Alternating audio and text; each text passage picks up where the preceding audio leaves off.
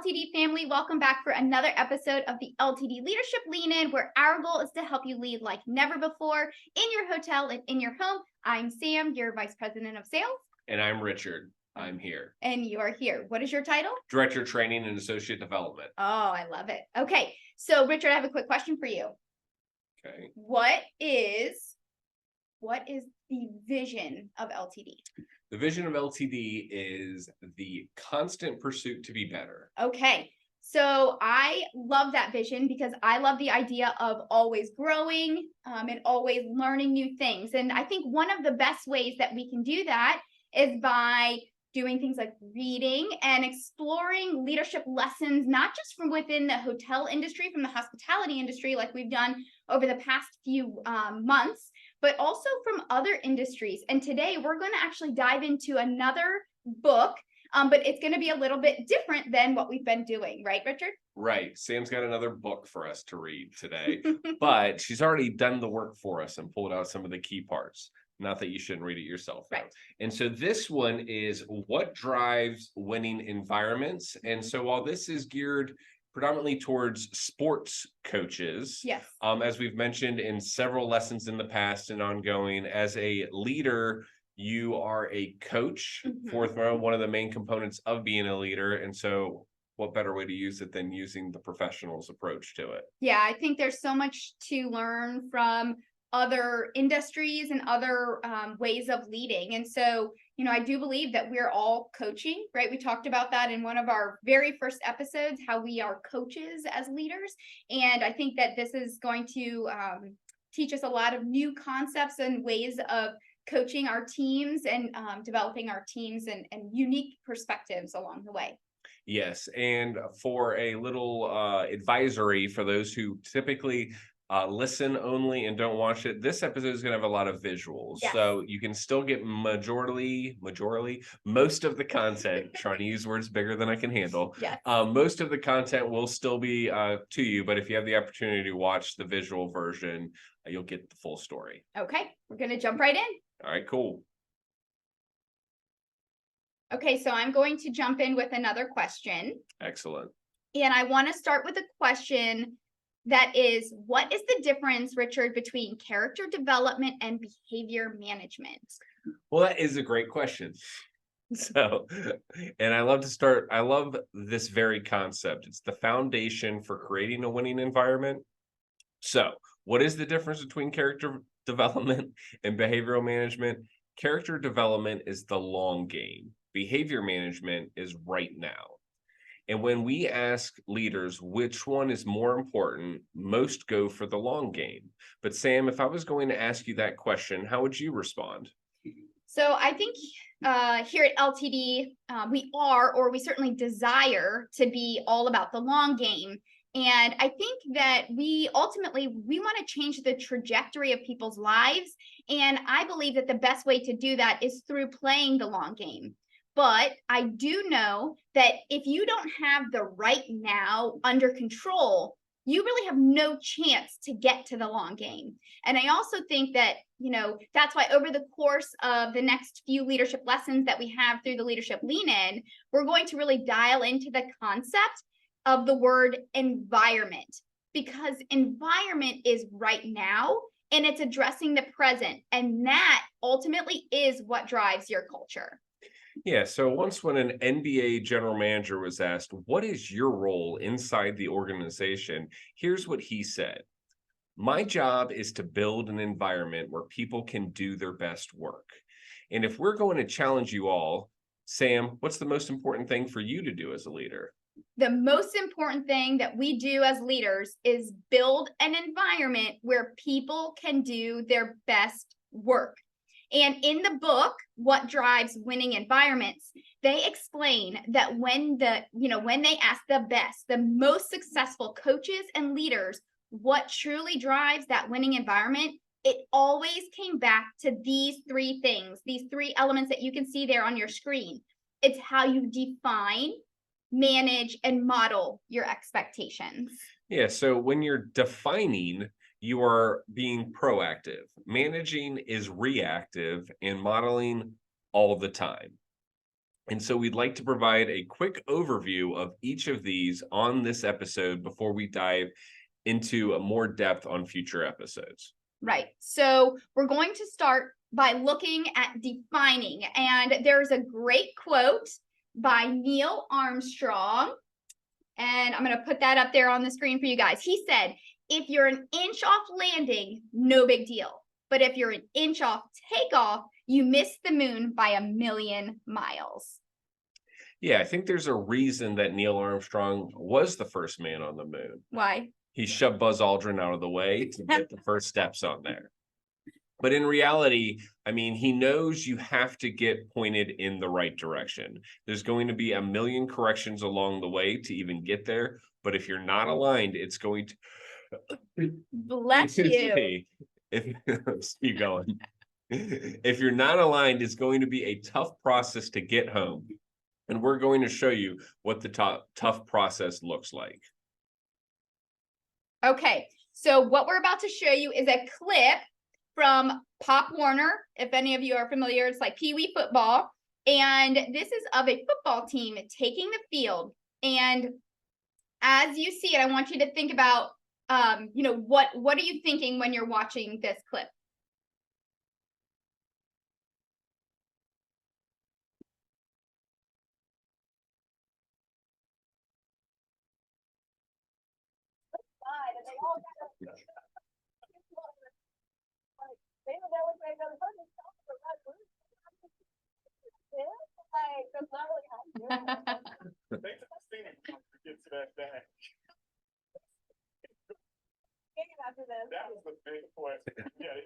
There they go. All right. So when you see that clip, what is it that you are thinking? Yeah, I think that I even liked what the announcers were talking about. I wonder if they won the game after that, right? It's like an immediate reflection on what kind of leader that team had. Right. But I think that's what we're talking about, right? Depending on the area of leadership you're dealing with, it's all relative. And if we're not all on the same page, something simple like that can go backwards. But if there was a graphic representation, what might that look like, Sam? I think it might look like this. So everybody going in their own direction. And, if we were going to compare that clip to, I don't know, a clip of a professional pit crew, let's contrast the difference. So we're going to go ahead and take another detour and we're going to look at a professional. Is this Formula One? Yeah, maybe. Formula One pit crew. All right, so check them out.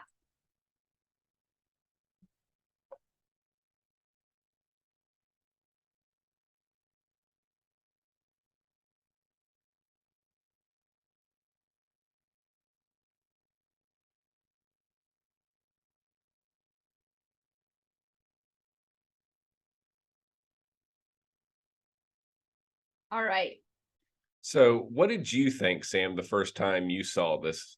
So the first time I saw that clip of the Formula One team, I felt like I don't know, I got goosebumps. And I think it's because they kind of look like a bunch of little fire ants coming out, doing their job in about 5 seconds and then running back into their hole, right? But I really consider the amount of hard work and dedication and coordination, right? It would take to get something like that done. They make it look really easy, but I think we all know that it's not that easy, right? Yeah, it takes a lot of people coming together and practicing and repeating the same thing to make sure that they're all going in the same direction and making sure that that's aligned. Right. And you can see the lines. So this graphic representation there on the screen shows you exactly what it looks like for a pit crew versus, I don't know, all of those chaotic lines for the little Pop Warner team. And everything here is clearly defined. And that's how they are able to get on the same page. And that's really what defining is. It's drawing a line of what success looks like and what it doesn't look like. Yeah, and we could talk about defining expectations for an entire half an hour. We probably will. Yes. But this is just an overview episode. So we're going to move on to managing. Right. So in the book, the author Brett Ledbetter, he talks about how he worked with the Gonzaga men's basketball program during one game, and this was the score. So the first image that you see there on the screen was the score at the beginning of the game, and then that second image that you see there was the score after halftime. So you can see they were way, way down before halftime, and then they ended up well above San Francisco. And the authors, they asked the head coach, Mark Few, they said, what is it that you told your team at halftime? And basically, to paraphrase, he went on to say that he explained to the team during halftime, the way they were performing, that's not us. That's not who we are. That's not how we behave. They were doing things that were way out of line with their character and the way they practice. And, he went on to explain to them that if they could just get back in line with their identity and with who they are, that everything would start to fall in line. And that's in fact what happened, right? Yeah, I think it's sometimes it's as simple as just that. Let's just get back to being who we are. First and foremost, doing what we do every day and doing what we know it's best. And then you need to know who you are. And sometimes that's hard. Yeah, I think as a leader, it's so important to clearly define your identity and who you are so that you can actually manage to those expectations. And in the book, we get to know the type of coach that Mark is. And the authors make it clear that he is going to have his team very dialed in into knowing their identity and what they're all about. And that makes things as a leader so much more simple, not just as a leader, but also as a teammate. It makes it simple because you know the expectations and everything is clear. And sometimes, for leaders, it's kind of like, hey, forget all of the other things, forget all of these distractions. Let's just get back to the basics and let's get back to being who we are. Yeah, I'd like to pull up a symbol and so show you all a symbol that meant a lot to them. And they talked about their process of how they find out who they are. And it's called identity formation. So as you can see here, their logo is in the center of that. Right. So this is a visual representation of what it means to be one of them. And they would purposefully delineate what does it look like to be one of them and what it doesn't look like to be one of them. And in the book, they give an example, right, of the conference player of the year. And they explain, in one instance, he was getting overly emotional and he was arguing actually with a ref after a bad call. And that was obviously out of character and out of alignment with who they were. And they actually used visual representation in the form of playback tape to show that player and to show the rest of the team how that player was acting out of alignment with their identity. That emotional response, was what it does not look like to be one of them. And then they followed up that conversation, right, with showing a clip of, the team playing hard defense, maybe getting a call that they didn't quite agree with, but that they responded to in an appropriate manner. And they explained, right, that this is how we respond in those scenarios. This is who we are, and this is what makes us who we are. It's not that, reactionary response where we're acting out of alignment with character, but it is in fact how we respond in an appropriate manner so that we can get back to playing the game. And so ultimately, as leaders and as coaches, they're trying to delineate the difference between who we are when we're in character and who we are when we're not. Yeah, and that's what managing is all about. It's catching above the line behavior and trying to convert below the line behavior. I love the whole concept. And how do we illustrate who we are? How do we give those graphic representations? And so this is such a clean, clear-cut way to get that done. So how do we relate that to our hotel leaders or GMs or department heads, whatever we're doing? Well, while we don't get the luxury of the game time footage, to show it in each moment, there's several ways we can do that. We can actually pause the game in mid moment to have that conversation, whether it was a front office leader who sees maybe a desk clerk who kind of got a little angry back at a guest who got angry with them. And we Mhm. could share those moments afterwards, like that footage of just immediately going through. Or if they handle themselves very well in a difficult situation, obviously going back and reflecting on that moment instantly, that instant coaching that we talk about is managing the behavior. Another good feedback that we get constantly and blessed with is our reviews from the guests. And so we can take that opportunity to, again, share the good and the bad with the team of where we fell out of who we were, and maybe made some mistakes in those moments. Yeah, I think those are great examples of how we can use traditional tactics and strategies of coaching, like sports coaching, and use them in our day-to-day leadership within the hotel. So those are fantastic examples. And we are going to really dive deep into that topic. But again, in the interest of an overview episode, we are going to move on to the third component Okay. of creating a winning environment, and that is modeling. So as leaders, we are always signaling. And we're sending signals no matter what to every single person around us. And ultimately, they are picking up on those cues. And so the things that we want to try to avoid is sending mixed signals. So I'm going to show you a quick clip that might really show you what mixed signals might look like. So bear with me because this is a funny one.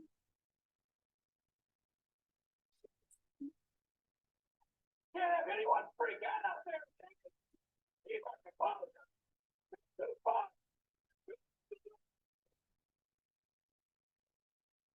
I mean, I love that clip because obviously it's a great movie and I would be happy to just continue to watch the rest of the movie. Yeah. But it is the perfect example of what you were just talking about, right? He's saying the correct words. Obviously, his tone's a little off, but then obviously he's not modeling that correct behavior. He is telling them not to freak out, obviously, while freaking out. Yes. And I think if you were to look at these guys' faces, I mean, they're like, what is this? What's going on here? Yeah, I love this clip. It's like the emperor with no clothes on. And what he's saying is indirect conflict with what he's doing in the exact moment. Can we agree that this is not the best way to handle this situation and not the best way to create a winning environment? I think so, right? Now, the way that you eliminate mixed signals, right, like Will Ferrell was giving in this particular example, the way to eliminate those mixed signals is through consistency. And Bill Belichick, I'm sure that there's some mixed emotions when we say his name. I'm not a super big football person, but I hear that there's some mixed emotions about him. But I think we can all agree that he's a great NFL coach. And in the book, they outline a scenario where a reporter asked him, with all that you have accomplished in your coaching career, what is left that you still want to accomplish? And he goes on to say, and I'm going to pull that up here for you guys. He goes on to say that I'd like to go out and have a good practice today. That would be at the top of the list right now. Yeah, I love his response to that question. It just kind of shows that he doesn't that he's focused on what he wants to do. He's focused on the important thing to him right now. And this shows consistency. I think if you know who Bill Belichick is, this is truly why he's great. Like that's really what he wants to do. He's won numerous Super Bowls, but that's not where he lives. It's the here and the now, and he wants his teams to live in the here and the now. And in the book, Ledbetter details how he showed athletic director Mike Holder, who's at Oklahoma State, this interaction. This is what he said. I want my team to be in the moment. Then I need to be in the moment. And what's beautiful about that line is anything we're asking of our teams, we need to be the physical manifestation of what that looks like. I wish I would have seen the simple tool myself way back when, because we're always thinking about those big words. You guys need to be like, you need to be more poised, more focused, more mentally strong, whatever it is. But it's going to start with us as leaders. So if we want that, then you just need to fill in the blanks. And so if I want my team to, whatever that is, then I need to obviously modeling that behavior and living exactly where I want them to. So I ask myself, what do I need to do to bring that alive? Right. And I'm gonna share another story from the book. So we just heard about Coach Mark Few from Gonzaga, right? And when the author asked members of his team last year, what's the best lesson that you've learned from your coach? And they all the kids, they wrote down their answers. And, I think the number one answer, it was a big surprise to not only the authors who were collecting the data, but also certainly to the coach, because the number one answer that the students who were being coached by Mark Few, they all responded, or the number one responses were how to be a good husband and how to be a good father. And, when the author shared that with Mark, the coach, he asked the coach, hey, how many times have you guys talked to the team about, family and leadership in the home? And, the coach responded back, we have never talked about that. And that to me, that is the definition of modeling behavior. So Richard, when you hear that quote, what does that say to you? With the students responding in that way, what does that mean to you as a leader? Yeah, I think that we talked about that it's important that the behavior that you're attempting to coach needs to match how you're modeling it. But I think what it's saying is it's even more important that the behavior that we want to exist, it's more important that we're modeling it than even what we're saying. That's great. All right, here's our pretty faces. So we're back on the screen. I hope that that was a good overview for you guys of the upcoming episodes. And like we said, we're going to dive deep into how we're going to define, manage, and model our expectations so that we can all become better coaches and better leaders, and hopefully create more winning environments within our hotels. Yeah, so I guess that's it. Let's wrap it up. Let's wrap it up. Let's lean in and get better together.